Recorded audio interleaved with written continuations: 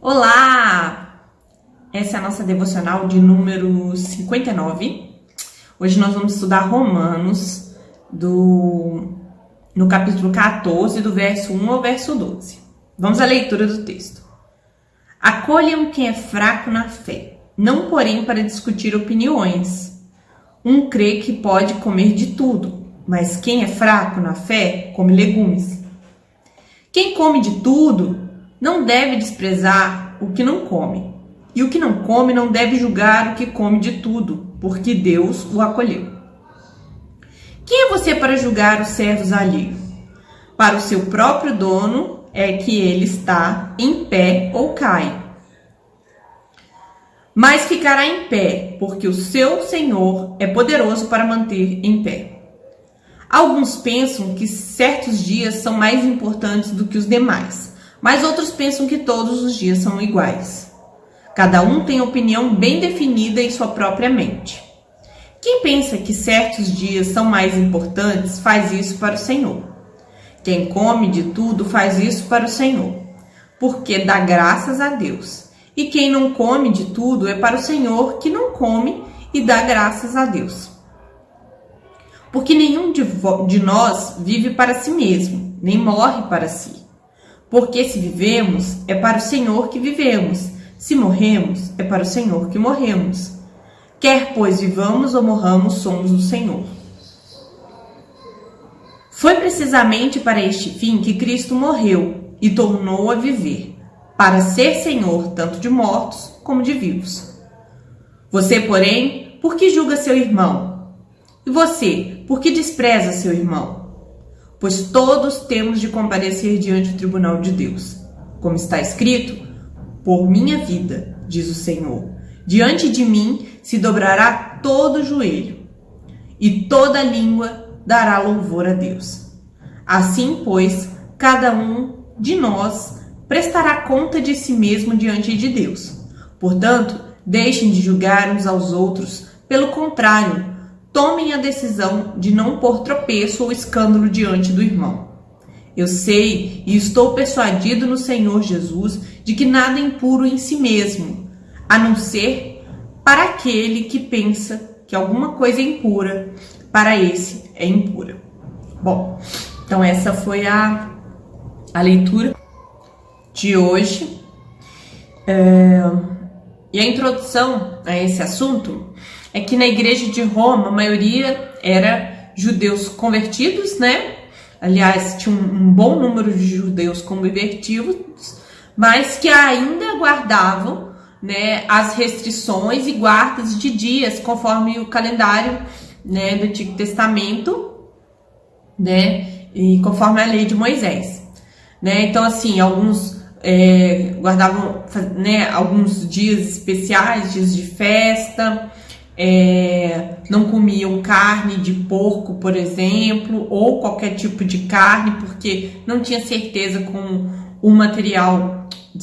o animal foi morto. Então, havia essa questão na igreja de Roma, entre os irmãos, né, convertidos do judaísmo ao cristianismo, e aqueles que eram gentil, já não tinha restrição nenhuma, já não tinha nenhuma questão, né, que os impedisse, né, de comer de tudo, né? Então eles já viam que tudo era possível de ser comido, né? Então Paulo chama esses dois grupos, esses judeus que ainda guardavam a dieta e dias, como fracos na fé. E ele chama né, os gentios, ou todos aqueles que já não tinham nenhum tipo de restrição, como fortes na fé. Mas aí vem essa primeira parte, nós vamos ver no versículo 1, 2 e 3 e 4, Paulo falando que fracos e fortes são servos do Senhor Jesus, né? Vamos ver os versículos. Acolham quem é fraco na fé, não porém para discutir opiniões.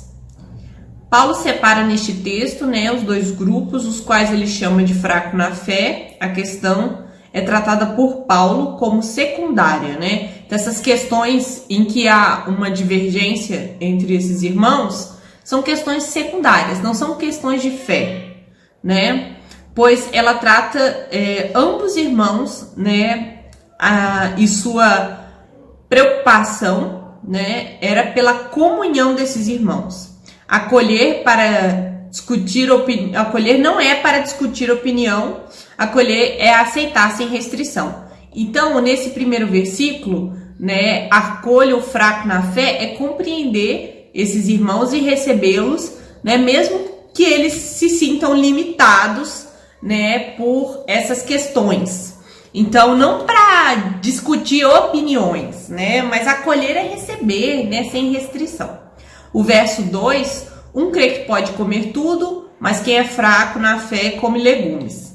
Né? Aqui é importante falar, né, para os vegetarianos, de repente veganos, não é uma questão filosófica, né, de comer, não é uma questão de saúde, é uma questão religiosa. Então, né, ele está se referindo a esses cristãos que não comem por achar que ao comer estão pecando contra Deus. Então, por convicções religiosas, uns comem só legumes, né? Talvez fazendo uma referência a Daniel, né? Daniel que para não comer alimento contaminado, ele optou por viver só de comer legumes, né? Porque havia muitos, né, oferendas ali aos deuses, e aí ele não queria se contaminar. Então, talvez os judeus querendo seguir como uma forma, sei lá, de apresentar um zelo, né, não comer carne, por exemplo. Então, e aqui Paulo, nesse verso 2, está dizendo que cada um pode exercer a sua liberdade em Cristo e comer o que achar melhor. Então, no verso 2, nós estamos vendo que esses grupos se posicionam e veem isso de maneira diferente. E aí, no verso 3, quem come de tudo não deve desprezar o que não come. E o que não come não deve julgar o que come de tudo, porque Deus o acolheu. Então, está dizendo assim, você que é judeu e não come de tudo, né? Aliás, você que é, né, cristão e come de tudo, que é forte na fé, você não deve desprezar o seu irmão porque não come, né? E você que não come não deve julgar o outro porque come, né? Então, Paulo deixa claro que mesmo o forte não deve desprezar o fraco, o fraco não deve julgar o forte, né? Pois um tem medo de contaminar, aliás, não tem medo, e o outro acha desleixo com a fé, né, comer o que quer. Então, esse é o posicionamento deles com relação a comer, né? Paulo está mostrando que nenhum pode ir contra o outro.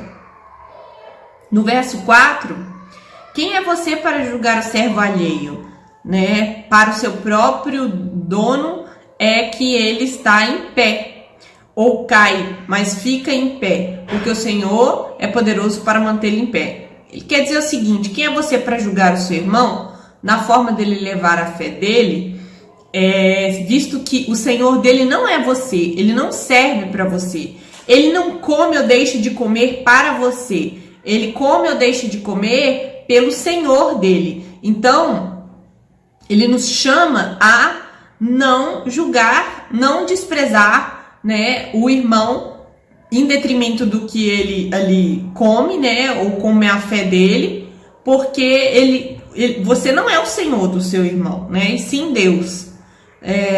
Então é Deus quem julga, é Deus quem sustenta e é Deus quem conduz todos, né? Todos os cristãos diante dele, né? Seja de pé, seja caído, é o Senhor de ambos, tanto os fortes quanto os fracos. Bom, fracos e fortes querem agradar ao Senhor. No verso 5, alguns pensam que certos dias são mais importantes do que os demais, mas outros pensam que todos os dias são iguais. Cada um tem uma opinião bem definida em sua própria mente.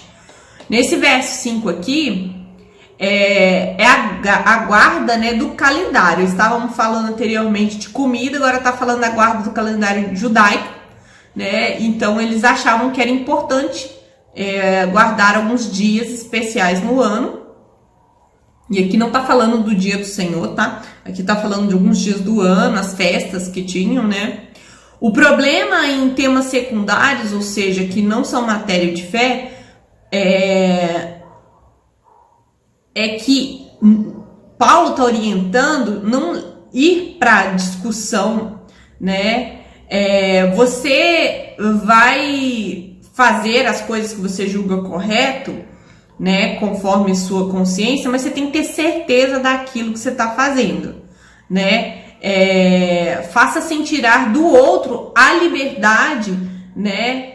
Do outro pensar diferente. Então, não é porque você pensa de uma maneira, né, e o outro pensa de outro, que você tem o direito de tirar a liberdade do outro pensar diferente, né? Às vezes até militando aí, querendo convencer Deus e o mundo da sua opinião. Cada um deve estar bem convicto da sua opinião. Paulo diz que isso porque a intenção de fortes e fracos é agradar ao Senhor. Então, a questão aqui é não julgar, né? Porque o objetivo de ambos fazendo, seja guardando os dias ou não, é agradar ao Senhor. E no verso 6, quem pensa que certos dias são importantes, faz isso para o Senhor. Quem come de tudo, faz isso para o Senhor. Porque dá graças a Deus. E quem não come de tudo, é para o Senhor que não come e dá graças a Deus. Então aí é o reforço, né, do que ele disse, que ambos irmãos tinham a mesma motivação, agradar ao Senhor, seja comendo alguns alimentos, seja guardando alguns dias, ambos fazem isso dando graças a Deus. Então esse é o intuito. Jesus é o Senhor dos fracos e dos fortes. Bom, primeiro está falando da servidão de ambos, né? Nos primeiros versículos para com o Senhor, e agora está dizendo do senhorio de Deus, né, para com fortes e fracos. Verso 7, porque nenhum de nós, vive para si mesmo, nem morre para si mesmo. Quer dizer, nós nascemos e morremos porque Deus nos dá e Deus tira a vida. Ele é Senhor da nossa vida, né? E o 8, porque se vivemos é para o Senhor que vivemos, se morremos é para o Senhor que morremos. Quer pois vivamos ou morramos, somos do Senhor. Então tá falando que pertencemos a Deus, né? Então a razão da nossa vida é agradar o Senhor Jesus na vida e na morte. Sejam fracos, sejam fortes. Fracos e fortes vão comparecer diante do Senhor. Então aqui, eu não li o 9, eu vou ler, está relacionado ao tópico anterior. Foi precisamente para este fim que Cristo morreu e tornou a viver, para ser Senhor tanto de vivos quanto de mortos. Então todas as vidas, né, presentes, né, vivas atualmente e mortas, né, todos aqueles que foram mortos, pertencem ao Senhor Jesus. Ele é o Senhor de vivos e mortos.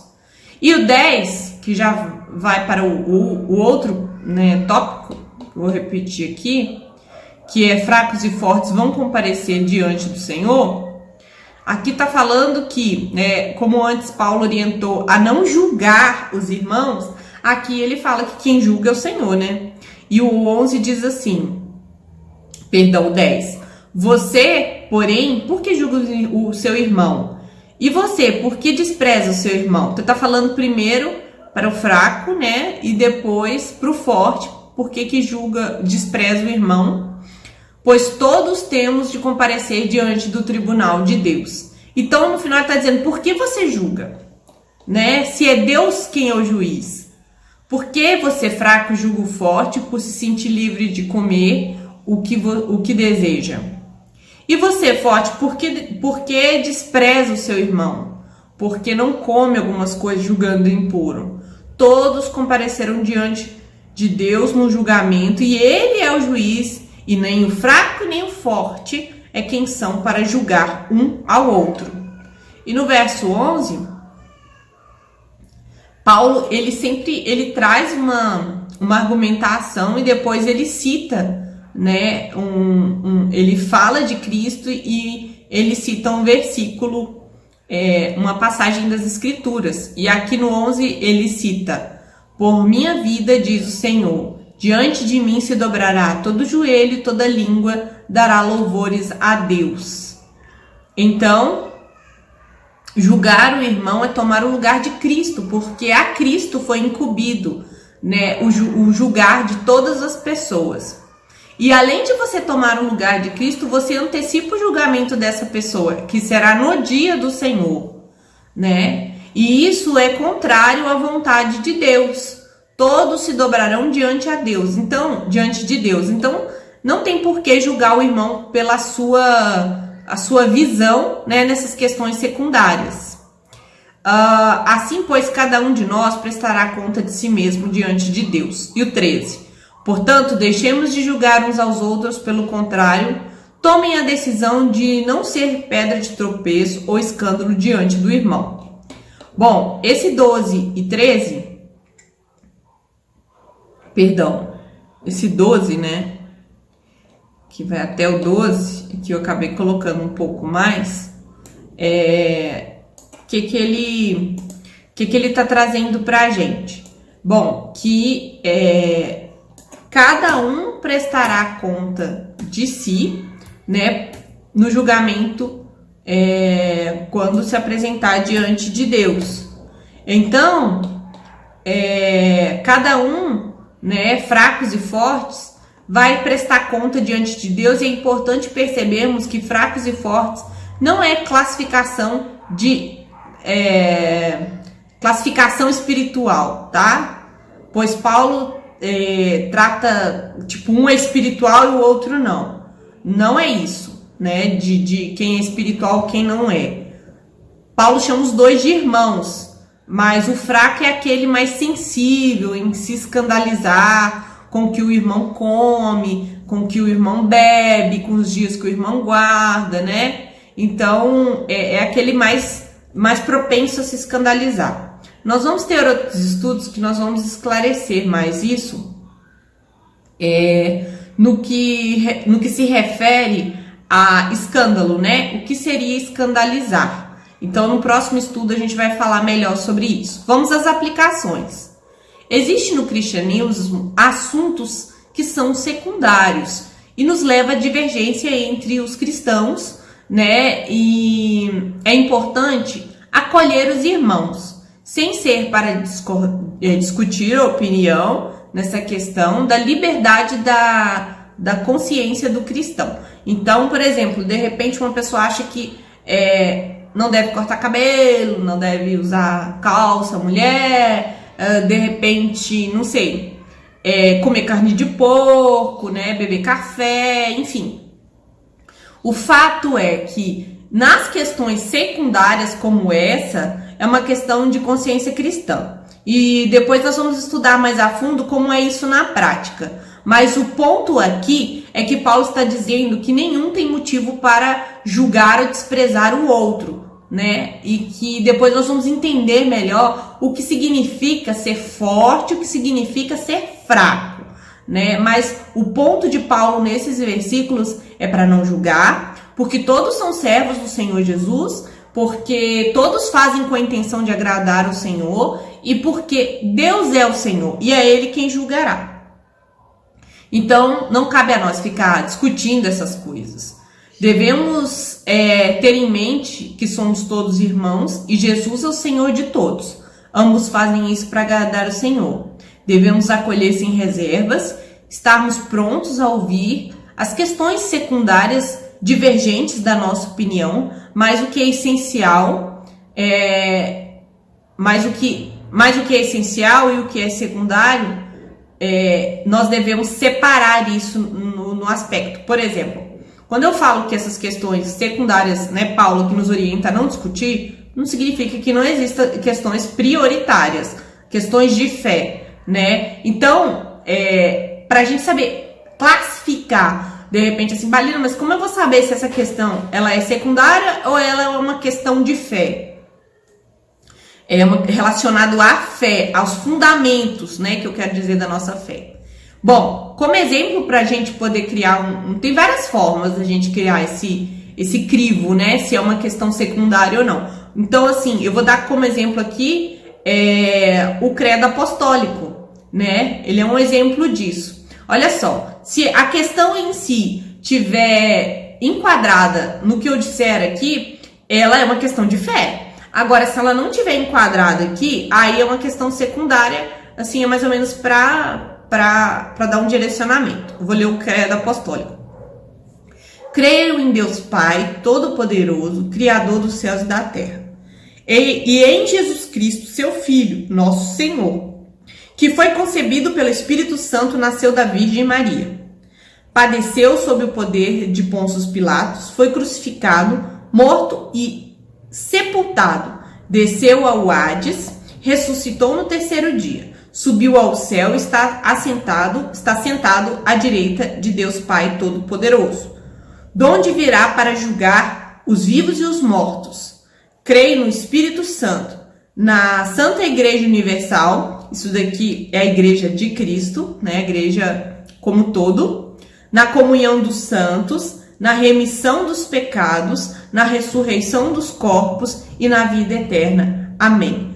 Se qualquer das questões elas entrarem em conflito com essas afirmações, pode ter certeza que é uma questão prioritária. Então, é uma questão que a gente não deve ceder, né? Outras questões, elas podem, né, tipo assim, quando Jesus vai vir, que ordem que ele vai vir nos julgar, como é que vai ser, por exemplo, né, a questão escatológica e tal. Aí a gente não precisa, né, discutir com o irmão, entrar em desavença com o irmão por esse tipo de questão, né, essa discussão no sentido de desavença. Esse tipo de coisa não está em discussão. Não seja um militante de causas secundárias. Ficar tentando convencer todos da sua opinião. Persevere na unidade da igreja. Que Deus possa tratar nosso coração para conviver com diferentes opiniões em assuntos que não são questão de fé ou questões essenciais.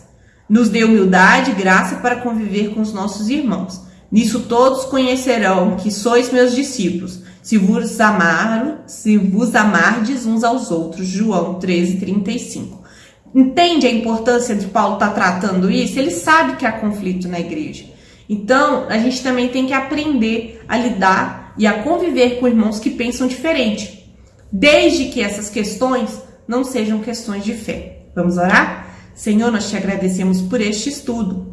Deus, que o Senhor possa nos ajudar a ter um coração acolhedor para com os nossos irmãos, sobretudo os que pensam diferente de nós em questões secundárias.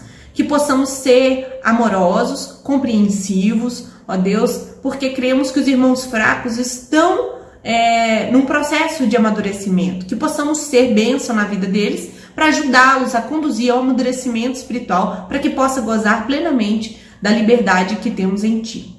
Muito obrigada, em nome de Jesus. Amém.